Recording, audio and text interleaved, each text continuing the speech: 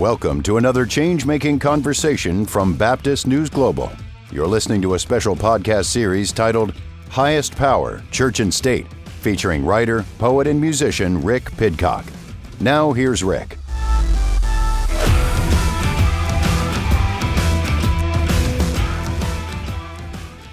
So at Baptist News Global, what are some of the most important stories that you're covering today?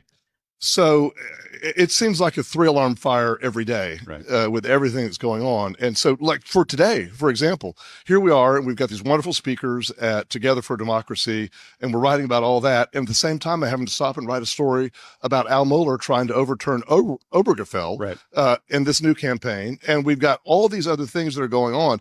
All of it centers around this desire by evangelicals and conservative evangelicals to control America and the world and bring everyone into line with their view. That's the overarching theme. And then I just like to say we're standing for truth. Yeah.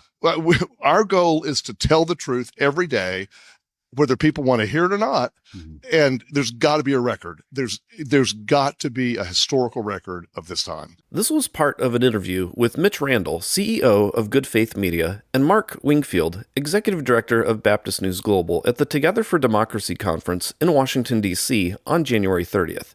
You can catch their entire interview on the Good Faith Media YouTube page, which I'll link to in the Substack I send out for this episode. Wingfield mentioned conservative evangelicalism's desire to control the United States and the world. And that's no hyperbole. We've covered that many times on Highest Power, Church and State, providing plenty of audio of them claiming to want total galactic domination and demanding, "Give me India or I will die. Give me China or I will die." Wingfield said there has to be a historical record of this time. And that's exactly what we're doing at Baptist News Global and on Highest Power Church and State in particular. One of the stories we've focused on this year has been the Epstein files. It's a story that needs to be covered because unspeakable harm has been done by men in positions of the highest power on earth to underage girls. But with the latest release of Epstein files, many questions have risen that need to be answered, not only due to the allegations that are in the files, or due to the tactics Epstein used to control the girls, including using James Dobson articles to shame them, but also due to the amount of redactions that were in the files. And as a reminder, here's what we were originally promised by Attorney General Pam Bondi, Deputy Attorney General Todd Blanchie, and FBI Director Kash Patel. If something's redacted, you will know the line and you will know why it's redacted. A victim's name, identifying information of a victim. And, we're going to go through it as fast as we can, but go through it very cautiously to protect all the victims of Epstein, because there are a lot of victims. I ended up getting about 120 pages. We carefully redacted them, of course, to be sure the 254 young girls, women who are victims of sex crimes and sex trafficking, their personal information was redacted and out of there to protect them. So we're going through a very methodical process with hundreds of lawyers looking at every single document and making sure that victims' names and any of the information from victims is protected and redacted, which is exactly what the Transparency Act expects. The most important thing that the Attorney General has talked about, that Director Patel has talked about, is that we protect victims. And so what we're doing is we are looking at every single piece of paper that we are going to produce, making sure that every victim, their name, their identity, their story, to the extent it needs to be protected, is completely protected. We're going to give you everything we can, and people have to remember, we're not going to re-victimize women. We're not going to put that shit back out there. It's not happening, because then he wins. Not doing it. But as it turns out, that's not what we're getting. Instead of getting the survivors' perspectives out while protecting their names, many of the documents are redacting the perpetrators' names while also redacting much of the testimony against them, which is leading to even more questions. So CNN's Kaitlan Collins decided to ask President Trump about these questions to his face. On the Epstein files, you talked about Democrats who were in there. Elon Musk was also in there, and so was your Commerce Secretary Howard Lutnick and correspondence that he had with him. Did you read those new files that were published by the Department of Justice? I have a lot of things I'm doing, a lot of things I'm doing. I don't know. You mentioned two names. I'm sure they're fine.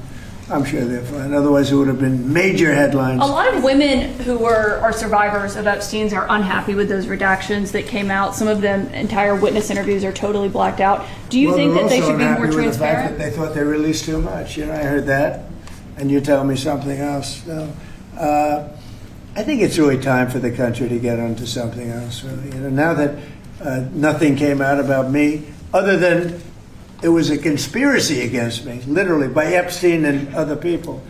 But I think it's time now for the country to maybe get onto something else. But what would you say to people who feel like they haven't gotten justice, Mr. President? Something that people care about. Yeah, what did you say? Go ahead. What would you say to the survivors who feel like they haven't gotten justice? You are the worst reporter. No wonder CNN has no ratings because of people like you.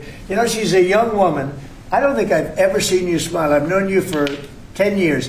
I don't think I've ever seen a smile on your face. I'm asking you about survivors. You know why you're not smiling? Because you're not telling the truth. And you're a very dishonest organization, and they should be ashamed of you. These are survivors of a sexual abuser. We'll get more into the exchange in a few minutes, but it's important to note here that this isn't the first time Trump has reacted like this to a woman in journalism who was asking him questions about Epstein. In November, Trump responded to Bloomberg journalist Catherine Lucy with this. If there's nothing incriminating in the file, Quiet.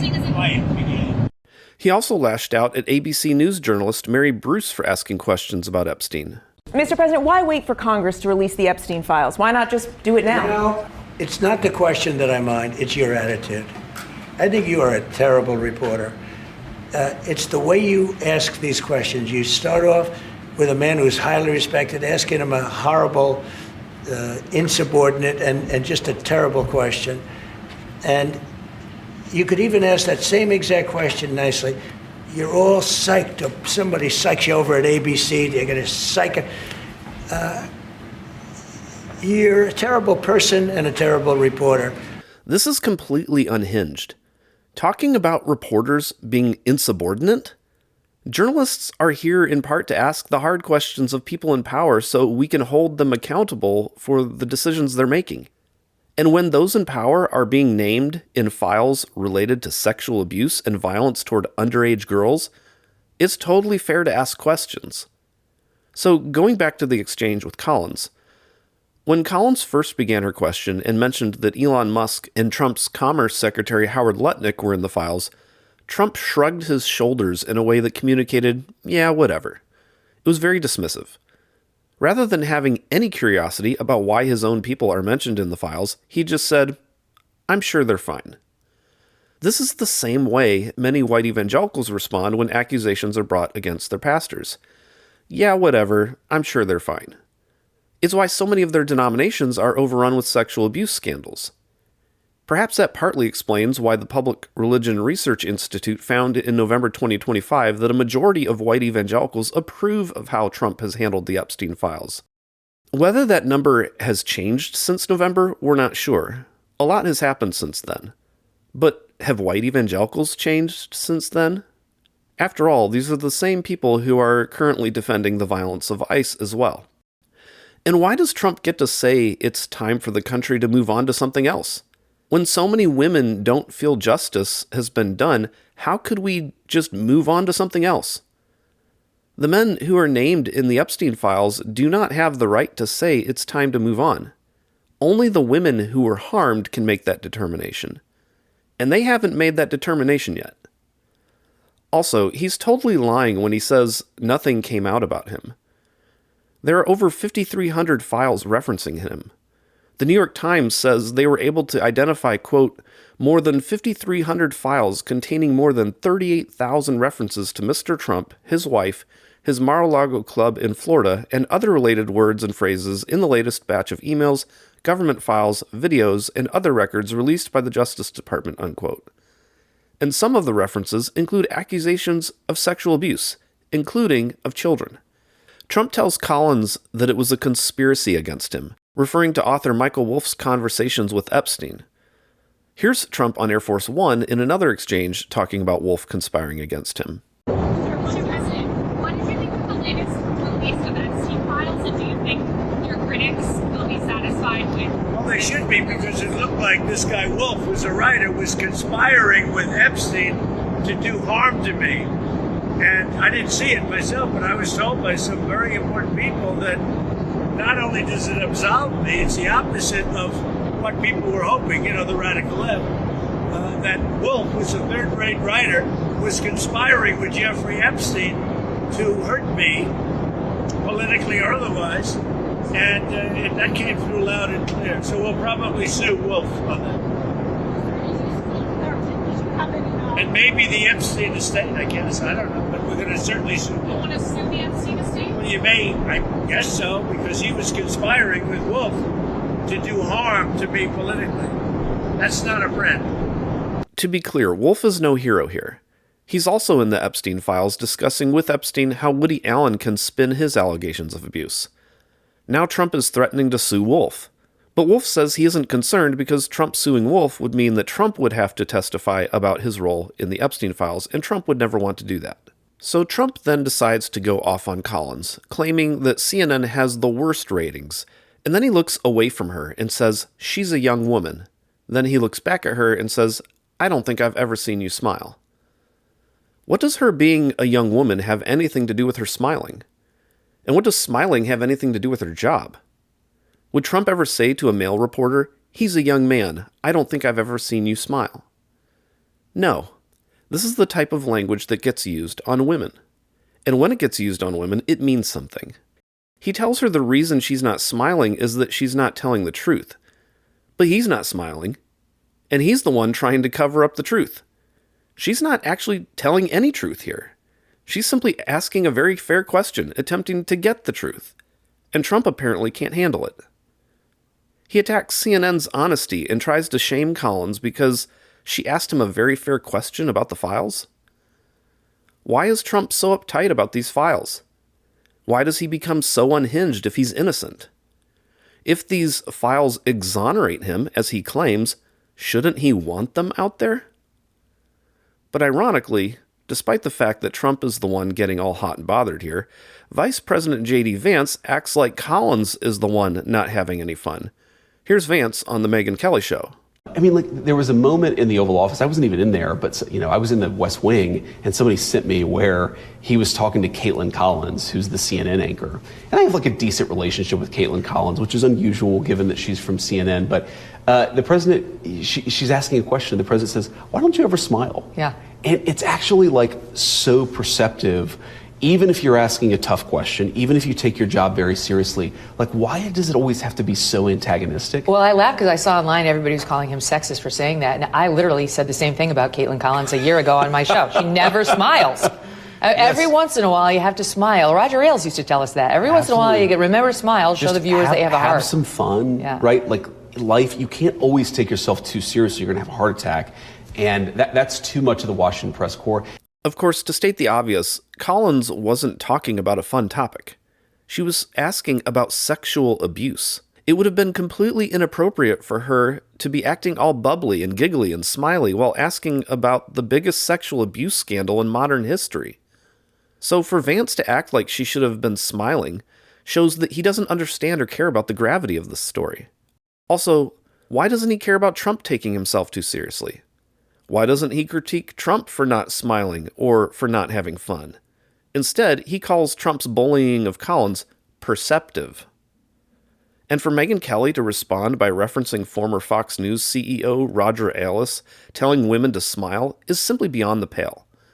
Over a dozen women at Fox News, including former Fox News anchor Gretchen Carlson, filed lawsuits over Ailes sexually harassing them. In fact, Kelly herself wrote in her 2016 book that Ailes sexually harassed her at work. And that gets to the heart of Trump's attack on Collins. This isn't just a president lashing out at a reporter. It's not just a subject of the Epstein files responding defensively to questions. This is a sexist attack on a woman.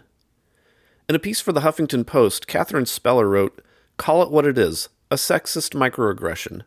Microaggressions like this, as Daryl Wing Sue, professor of psychology and education at Columbia University, told HuffPost via email, are the everyday slights, insults, and invalidations that are directed towards socially devalued groups, people of color, women, LGBTQ+, etc., in our society.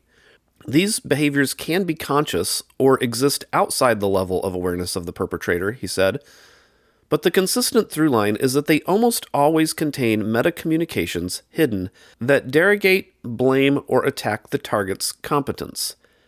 The interaction between Trump and Collins is a complex interaction of gender microaggressions.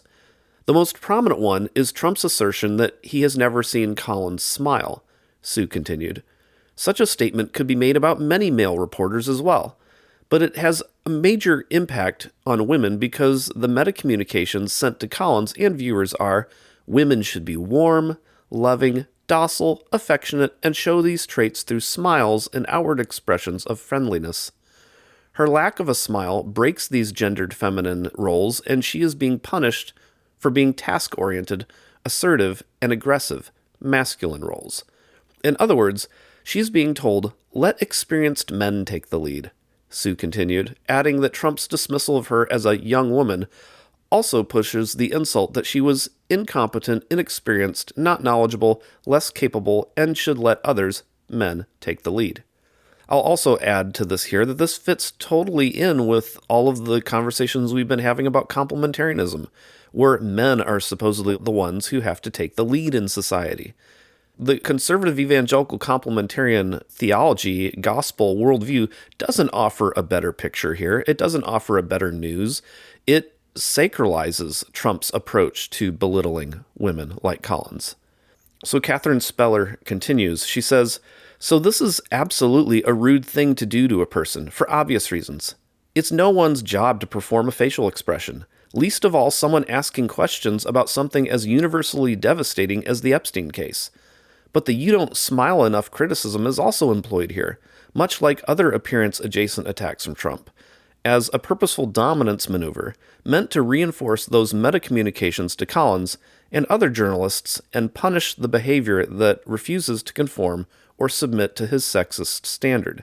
And in this case, it sure looks like it's a punishment for asking legitimate questions about how the current administration is handling the Epstein case." Unquote. And many women who listen to Highest Power Church and State agree. Anne said, Trump was expected. Vance defending him, that was, well, at this point expected too.